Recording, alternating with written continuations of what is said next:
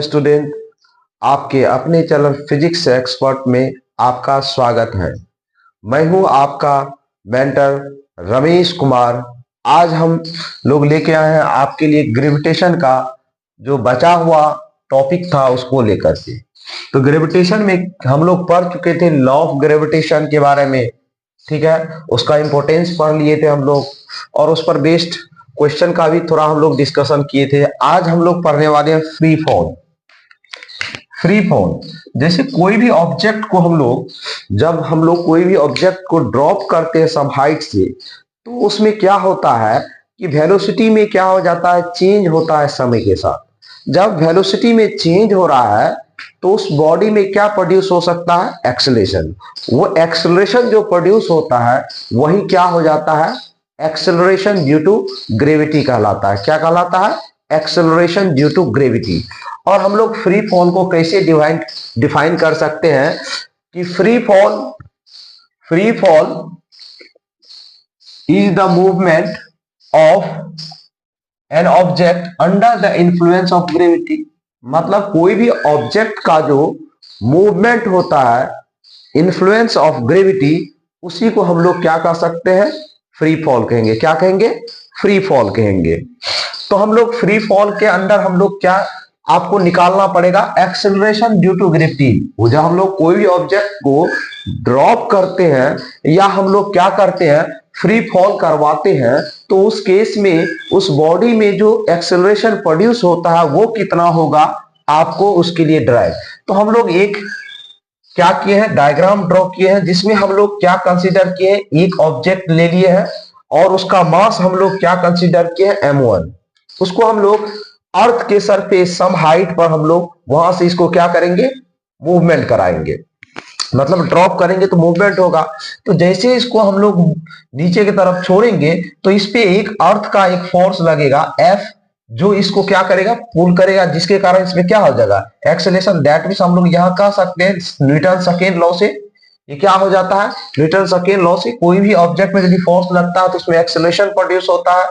तो force into acceleration, और ये एक्सेलरेशन कैसा एक्सेलरेशन होता है, ग्रेविटी के कारण। तो इसलिए हम लोग mg लिख दिए हैं, F इजकल टू mg। इस ऑब्जेक्ट में जो एक्स फोर्स लग रहा है मतलब अर्थ के द्वारा, वो कितना लग रहा है, mg लग रहा है, क्योंकि मास तो है ये ऑब्जेक्ट में। और इस ऑब्जेक्ट में जब एक्सेलरेशन प्रोड्यूस होता है वो न्यूटन सेकेंड लॉ के अकॉर्डिंग तो क्या होता है, मास इंटू एक्सेलरेशन।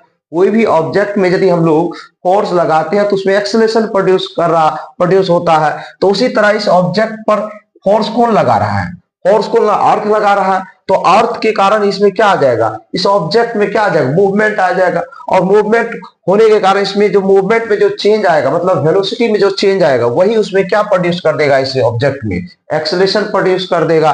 क्योंकि ये अर्थ के ग्रेविटी के कारण इसमें मूवमेंट आ रहा है, इसलिए ए को हम लोग किससे रिप्रेजेंट कर देते हैं, जी से। जी क्या हो जाता है, एक्सेलरेशन ड्यू टू ग्रेविटी। तो हम लोग इसमें F इजकल टू क्या लिख सकते हैं, mg। तो हम लोग लिखे हैं यहाँ, we know that F is equal to mg। और यदि दो ऑब्जेक्ट होता है और दोनों के बीच का कुछ सेपरेशन होता है, तो न्यूटन्स लॉ के ही अकॉर्डिंग टू ग्रेविटेशनल फोर्स क्या हो जाता है, हम लोग जानते हैं F इजकल टू क्या होता है, capital G, mass of first object, mass of second object. Mass of second object क्या है, मास ऑफ अर्थ है। और हम लोग उसके बीच का सेपरेशन का स्क्वायर होता है डिवाइड में। तो हम लोग न्यूटन्स लॉ ऑफ ग्रेविटेशन से फोर्स निकाल लिए दो ऑब्जेक्ट के बीच। तो ये दोनों फोर्स तो सेम ही है ना, ये भी फोर्स जो लगाया जाता है ये क्या कर रहा है, ये भी ऑब्जेक्ट अर्थ को अपने तरफ पुल कर रहा है, ये अर्थ भी ऑब्जेक्ट को अपने तरफ पुल कर रहा है। वो फोर्स क्या है, ग्रेविटेशनल फोर्स F है। तो दोनों फोर्स तो सेम ही है। तो हम लोग इक्वेशन 1 और 2 से दोनों को इक्वेट कर दिए, दोनों को इक्वेट किए तो हमारा क्या आ गया, mg बराबर capital G me into m by D square. m हम लोग क्या कर लिए, कैंसिल कर लिए। और मेरा g का वैल्यू कितना आ गया, ये आ गया, g का वैल्यू कितना आ गया, g इजकल टू क्या हो, कैपिटल G इंटू me क्या है, मास ऑफ अर्थ। me क्या है, मास ऑफ अर्थ। क्या है, मास ऑफ अर्थ है, ठीक है। तो मास of earth bye D square. D square क्या है, मतलब अर्थ के सेंटर से इस मास के सेंटर के बीच का डिस्टेंस है। तो हम लोग डी को क्या लिख सकते हैं, रेडियस ऑफ अर्थ, इसको क्या कहें, radius of earth, radius of अर्थ, ठीक है, और प्लस एच, एच जो सरफेस से इस ऑब्जेक्ट का डिस्टेंस है। हम लोग कंसीडर करते हैं कि रेडियस ऑफ अर्थ इस हाइट से, एच से बहुत ज्यादा है, बहुत ही ज्यादा, greater and greater greater than H है।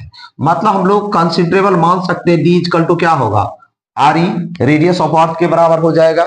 और हम लोग तो जी का नया फॉर्मूला क्या जनरेट हो जाएगा, g equal to capital G, small g है, equal to capital G into mass of earth by radius of earth का स्क्वायर हो जाएगा। तो एक्सेलरेशन ड्यू टू ग्रेविटी क्या है, ये अर्थ सरफेस पर आ जाएगा।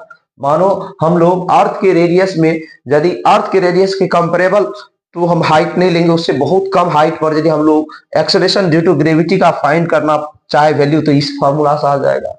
आगे चल के हम लोग इसी का हम लोग वैल्यू भी, स्मॉल जी का जो है वैल्यू भी फाइंड करेंगे। क्या रखना पड़ेगा उसके लिए, जी का वैल्यू, मास ऑफ अर्थ और रेडियस ऑफ अर्थ का वैल्यू पुट करेंगे, तो हमारा क्या आ जाएगा, एक्सेलरेशन ड्यू टू ग्रेविटी आ जाएगा। और जी को हमेशा याद रखिए, ये जो है कहां पर है, अर्थ सरफेस पर। ये जो एक्सेलरेशन ड्यू टू ग्रेविटी लिखा गया है एट अर्थ सरफेस लिखा गया है। तो देखिए इस तरह से ये फ्री फॉल को हम लोग ड्राइव किए हैं। अब इसके बाद हम लोग क्या पढ़ने वाले हैं, जी का वैल्यू फाइंड करेंगे हम लोग इसी में।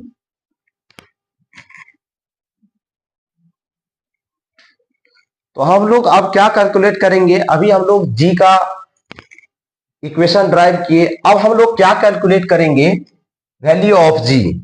तो वैल्यू ऑफ जी कैलकुलेट करने के लिए मेरे पास ये फॉर्मूला है, ये क्या है, फॉर्मूला है एक्सेलरेशन ड्यू टू ग्रेविटी का, जिसमें कैपिटल जी क्या है, ग्रेविटेशनल कांस्टेंट कहा जाता है, इसको मास ऑफ अर्थ कहा जाता है, इसको आर ई को रेडियस ऑफ अर्थ कहा जाता है। तो कैपिटल जी का वैल्यू इतना होता है, इसका यूनिट सबसे ज्यादा इंपॉर्टेंट होता है, आपको यूनिट याद रखना है। मास ऑफ अर्थ दिया है आपको, रेडियस ऑफ अर्थ दिया है, सारा वैल्यू हम पुट किए यहाँ पर। देखिए कैपिटल जी का वैल्यू क्या पुट किए, ये पुट किए, उसका मास ऑफ अर्थ पुट किए और रेडियस ऑफ अर्थ पुट किए, उसका स्क्वायर किए। तो हम लोग सबसे पहले क्या करेंगे, ये जो है दोनों, इस दोनों का सेम बेस है तो पावर क्या हो जाता है, ऐड हो जाता है। तो ऐड होता है पावर, तो कितना आ जाएगा, 10 टू पावर 13 आ गया मेरा। और ये दोनों को हम सिंपली गुना कर दिए, ऐड कर दिए। नीचे में हम लोग इसको क्या करें, स्क्वायर है 2 बार लिखेंगे, देखिए 2 बार लिखे हैं।